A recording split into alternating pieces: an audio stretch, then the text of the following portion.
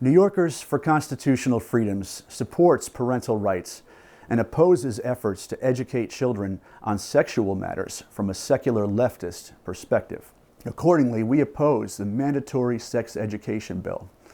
The mandatory sex education bill would require public schools to offer comprehensive sex education to all students in grades K through 12.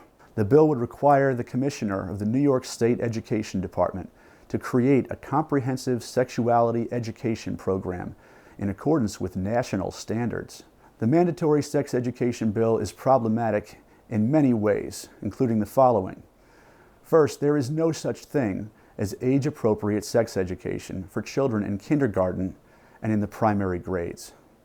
Second, the inclusion of material that affirms homosexual behavior and transgenderism is unnecessary, divisive, and disrespectful of Christian families and other families whose faith traditions discourage such behaviors.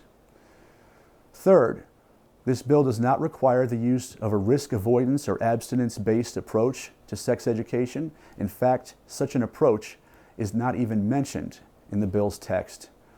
And finally, the opt-out provision contained in this bill is woefully inadequate. It would allow parents to opt their children out of instruction on HIV and AIDS, but would not allow them to opt their children out of instruction on the many other controversial and problematic topics to be covered in the proposed curriculum. The legislature should recognize the limited role of public schools and should refrain from directing schools to overstep their bounds. The mandatory sex education bill must not become law.